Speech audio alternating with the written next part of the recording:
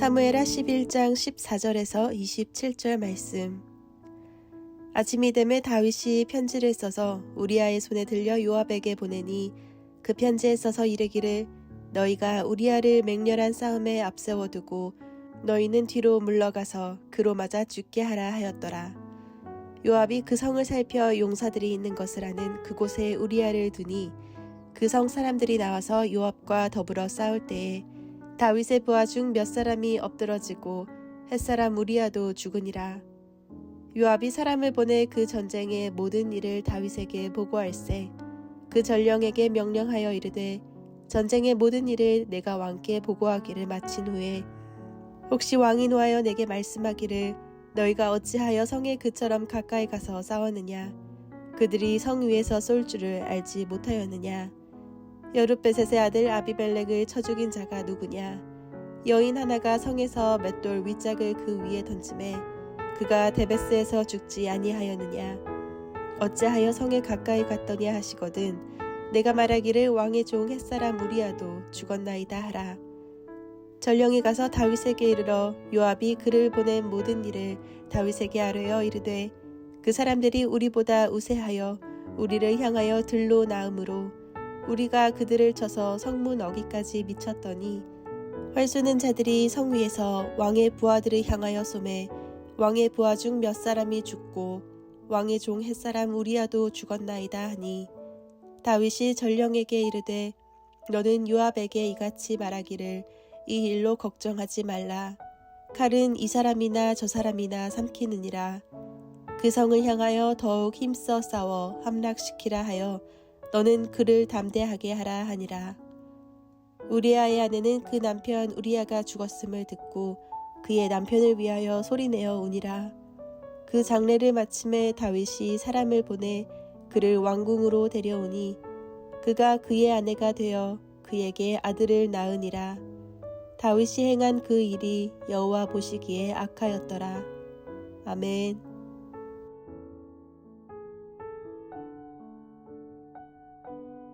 함께 기도하겠습니다. 하나님, 우리의 죄를 덮기 위하여 예수 그리스도의 십자가의 보혈을 허락하시고 또 그 보혈의 은혜를 따라 걸어갈 수 있도록 은혜 더하여 주신 것 감사합니다. 하나님, 오늘도 주께서 주시는 그 십자가의 국률의 은혜 붙들고 담대히 살아갈 수 있도록 우리와 동행하여 주옵소서. 이 모든 말씀 예수님 이름으로 기도하였습니다. 아멘. 할렐루야. 우리의 죄를 용서하시고 그 죄를 씻어주신 예수 그리스도의 보혈의 이름에 또 그 보혈의 능력을 찬양합니다. 오늘은 어제에 이어서 광고 한 가지 드리고 말씀을 좀 나누고 싶은데요, 오늘 저녁 7시 반에는 금요 기도가 있는 날입니다. 믿음의 동역자들께서는 주의 뜻이 우리 개인의 삶과 그리고 가정과 교회에 온전히 이루어지도록 하기 위하여 기도의 자리에 동참해 주시기를 권면드립니다. 이제 말씀으로 좀 들어가 보지요. 오늘 말씀의 제목은 내 죄를 덮기 위하여 라고 하는 말씀의 제목입니다. 혹시 우리 믿음의 동역자들께서는 어렸을 때 어떤 잘못을 하시고 그 잘못을 살짝 덮기 위해서 부모님께 거짓말을 하거나 혹은 거짓말은 아니지만 그 비슷한 어떤 것을 해보신 적은 있으신지요? 저는 설교 때 몇 번 나눈 적이 있긴 한데 어렸을 때 어머니께서 오락실을 가지 못하게 하셨었습니다. 그런데 어느 날 오락실을 다녀왔다가 어머니가 그것을 알게 되셨지요. 그날따라 집안 분위기가 좀 이상했는데 아니나 다를까 집에 들어가자마자 어머니께서는 오락실을 갔다 왔느냐라고 물어보셔서 아니라고 말씀드렸다가 어머니께서는 도마와 칼을 가져오셔서 거짓말하는 손을 잘라버려야 한다고 말씀하셔서 무릎 꿇고 싹싹 빈 적이 있었습니다. 어쩌면 저와 비슷한 일들이 있으셨던 분들도 계시리라 생각됩니다. 어제 말씀에서 다윗은 우리아의 아내 밧세바를 범하는 죄를 지었습니다. 그런데 그 죄로 인해서 밧세바가 임신을 하게 되자 다윗은 자신의 죄가 탄로날 위기를 맞이하게 되면서 자신의 죄를 덮기 위하여 또 다른 죄의 길로 들어가게 됩니다.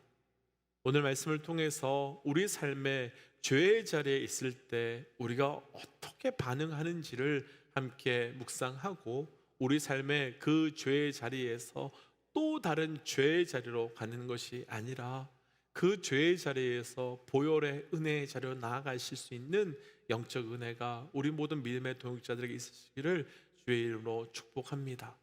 내 죄를 덮기 위하여 먼저 오늘 본문 중에요, 우리 14절과 15절 말씀입니다. 14절 15절에요, 아침이 되매 다윗이 편지를 써서 우리아의 손에 들려 요압에게 보내니 그 편지에 써서 이르기를 너희가 우리아를 맹렬한 싸움에서 앞세워 두고 너희는 뒤로 물러가서 그로 맞아 죽게 하라 하였더라.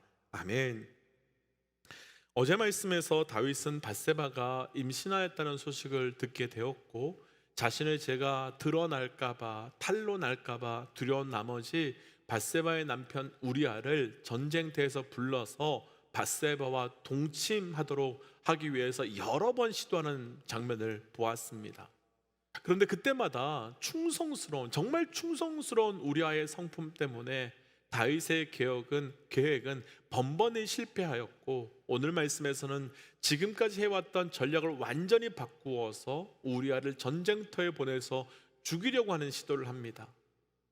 우선 여기까지 묵상하고 나면 어떻게 다윗이 이렇게까지 할 수 있지라는 생각이 듭니다. 지금까지 우리가 묵상한 다윗은 어떤 사람이었습니까? 모든 사람들이 그 하나님의 이름을 조롱하는 골리앗 앞에서도 벌벌 떨고 있을 때 그것을 참지 못한 그 거룩한 분노로 골리앗과 싸우러 나아가서 하나님의 이름으로 승리한 사람이었습니다. 또 다윗은 사울이 자신을 죽이려고 하는 수년을 쫓아다녀도 심지어 사울을 죽일 수 있는 기회가 생겼음에도 불구하고 하나님 한 분 때문에 그에게 아무것도 그를 죽이지 않았던 사람이었습니다. 뿐만 아니라 사울이 죽었다는 소식을 듣고 기뻐하거나 하나님께 감사한 사람이 아니라 사울을 향한 그 하나님의 마음이 내게 느껴져서 그 마음 때문에 통곡한 사람이었습니다. 그런데 어떻게 다윗이 이렇게까지 악한 죄를 지을 수 있는 걸까요? 특별히 우리가 조금 전에 읽었던 14절과 15절 말씀은 다윗의 그 악함의 아주 극치를 보여주는데 다윗은 다시 전쟁터로 나아가는 우리아에게 요압에게 전달해 달라며 편지 하나를 보냅니다. 그런데 그 편지 내용이 무엇이었습니까? 요압에게 이 편지를 들고 가는 우리아를 전쟁에 나아가서 죽게 하라라는 편지였습니다. 그러니까요, 우리아는 나를 죽이라고 하는 내용이 기록된 그 편지를 들고 그 편지의 내용도 모른 채 충성스럽게 다윗의 심부름을 감당하면서 요압에게 전달해주고 있는 겁니다. 어떻게 이렇게까지 타락하게 된 것이며 어떻게 이렇게까지 악의 자리로, 죄의 자리로 나아가게 된 것이겠습니까?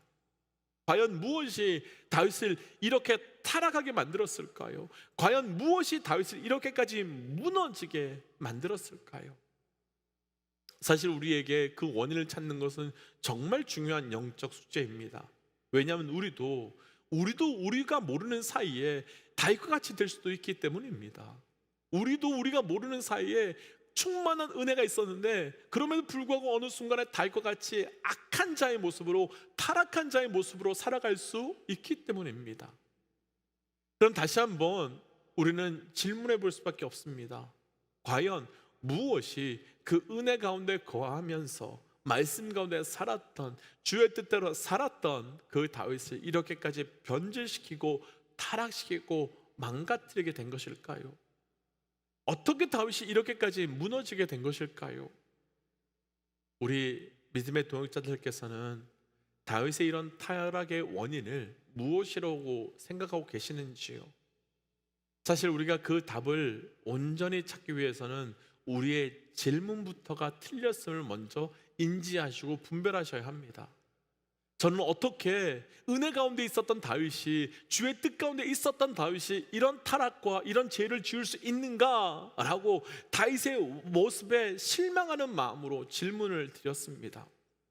그런데 그 질문에는 은혜 가운데 있는 다윗은, 하나님의 충만한 공급한 가운데 있었던 다윗은 그런 죄를 짓지 않을 수도 있다, 아니 지으면 안 된다라는 전제가 깔려있는 질문입니다. 그럼 다시 본질적인 질문을 하나 더 드려보고 싶습니다. 과연 우리가 은혜 가운데 있다고 죄를 짓지 않을 수 있는 존재인지요? 과연 우리가 하나님의 충만한 공급함 가운데 있다고 해서 죄와 멀리할 수 있는 존재인지요? 아닙니다. 절대 그렇지 않습니다. 아담과 하와가 죄를 지은 것은 그들의 삶에서 하나님의 공급하심이 부족했기 때문이 아니었습니다. 아담과 하와가 선악과를 먹은 것은 그들의 삶에 하나님의 은혜가 부족했고 은혜가 사라졌기 때문이 아니었습니다. 하나님의 공급하심과 하나님의 은혜는 완벽했었습니다. 그럼에도 불구하고 그들은 죄 가운데 나아갔습니다. 왜 그럴까요? 무엇 때문일까요? 우리 인간은 어떻게 그럴 수 있나? 어떻게 그럴 수 있어? 라는 질문을 할 수 있는 존재가 아니라 그럴 수밖에 없는 전제를 가지고 있는 존재이기 때문입니다. 그럴 수밖에 없는 존재입니다. 왜 하나님께서는 당신의 마음에 합한 자라고 최고의 칭찬을 한 다윗의 이 모습을 이 말씀에 기록하게 하셨을까요? 다윗이 마음에 합한 자가 된 것은 그가 죄가 없었기 때문이 아니라 그가 완전하게 그의 삶에 그 죄가 드러났을 때 내일 나누겠지만 그 죄 앞에서 온전한 반응 때문이었습니다. 이런 측면에서 우리가 믿고 있는 기독교에 대한 분명한, 우리가 붙들고 있는 복음에 대한 분명한 방향을 한 가지 깨달아야 하는 것이 있습니다. 우리 기독교는요, 복음은요, 예수를 믿는다고 해서 성장하고 성숙의 변화를 이끌어내는 종교가 절대로 아닙니다.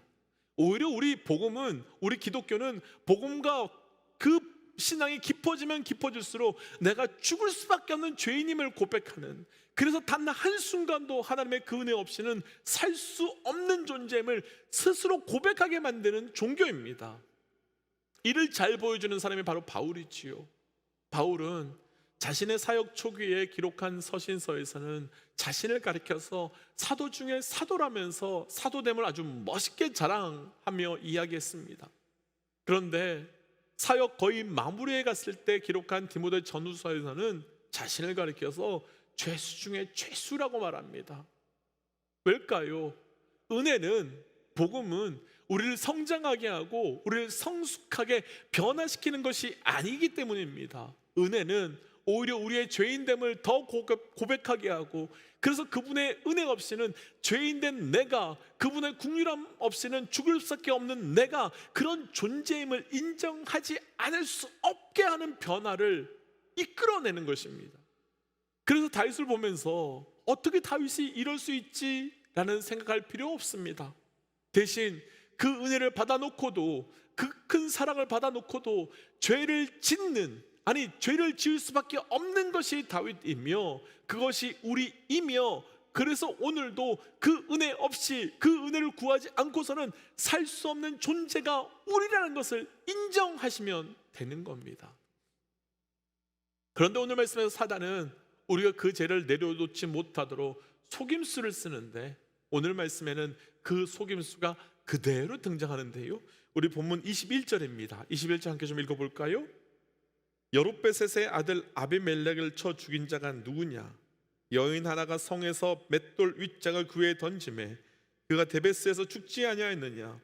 어찌하여 성에 가까이 갔더냐 하시거든 내가 말하기를 왕의 종 햇사람 우리야도 죽었나이다 하라. 아멘. 요압이 전쟁터에 나갔습니다. 그런데 요압이 전쟁을 하던 중에 실수로 부하 몇 명이 죽게 되었습니다. 물론 그 중에는 우리야도 죽게 되었지요. 이에 대해서 요압은 자신의 실수로 인해서 다른 군사들이 죽은 것을 다윗이 알게 되면 자신이 징벌을 받을까 봐 두려워했던 것 같습니다.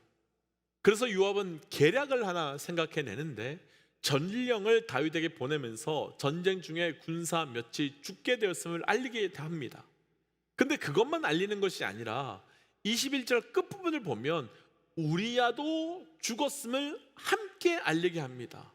그리고요, 실제 22절부터 24절까지 말씀을 보시면요, 전령이 가서 전쟁 중에 군사들이 죽었음을 전하자 다윗은 왜 그런 바보 같은 짓을 했느냐며 책망하는데, 24절에서 전령이 우리야도 죽었습니다 라고 보고를 하자 25절에서 다윗은 요압에게 이 일로 걱정하지 말라라고 해라 라고 말합니다. 요압은요, 자신의 죄를 덮기 위해서 다윗의 죄를 끌고 들어왔고, 너도 죄인이고 나도 죄인인데 무슨 차이가 있겠느냐라는 식으로 자신의 실수를 해결해 나가려고 합니다. 그럼 과연 이것이 요압과 다윗만의 문제일까요? 그렇지 않습니다. 이 시대에 왜 교회가, 이 시대 왜 성도들이 세상을 향하여 거룩하고 선한 영역을 펼쳐가지 못하고 있는 거겠습니까? 돈이 없어서가 아닙니다. 능력이 없어서가 아닙니다. 세상이 교회와 성도들 향해서 우리의 죄와 너희의 죄가 똑같은데, 똑같이 죄를 짓고 있는데 그 죄로 서로 똑같으니 덮자라고 말하고 있는 겁니다. 우리의 죄는 우리가 서로 죄가 있으니 너 죄로 내 아이 죄를 덮고 나의 죄로 너를 덮자라고 해석할 수 있는 것이 아닙니다. 그 죄는 예수님께서 우리의 죄를 덮어주실 때만 해결할 수 있는 것이지, 우리가 세상의 죄를, 세상이 우리의 죄를 서로 덮어준다고 해서 절대로 해결될 수 있는 것이 아닙니다. 사단은 세상을 통해서 끊임없이 우리의 죄됨을 이야기하면서 너희와 우리가 별 차이 없음을 드러내며 함께 덮자라고 이야기하고 있는 겁니다.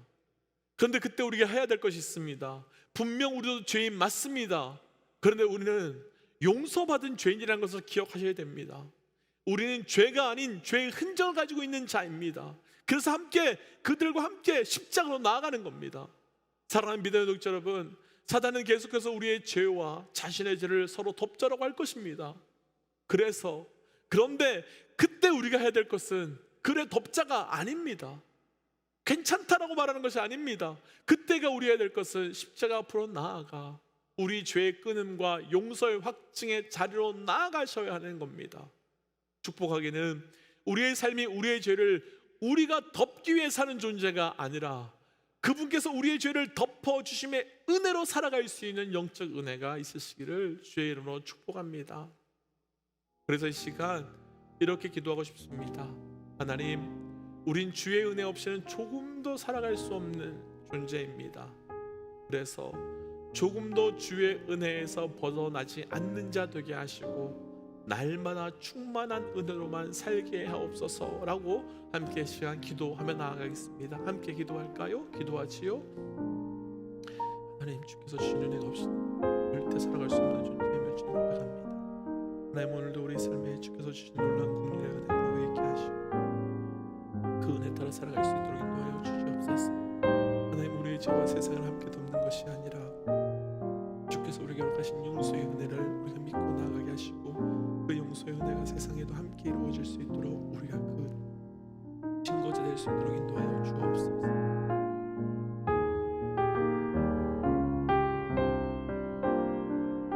하나님, 오늘 삶의 말씀을 통해서 우리의 삶을 돌이켜봅니다. 하나님, 잠시도 주의 그 긍휼의 은혜가 없이는 살아갈 수 없는 우리인데 하나님, 우리는 그 긍휼의 은혜를 놓치고 잃어버리고 살아갈 때가 너무나 많이 있습니다.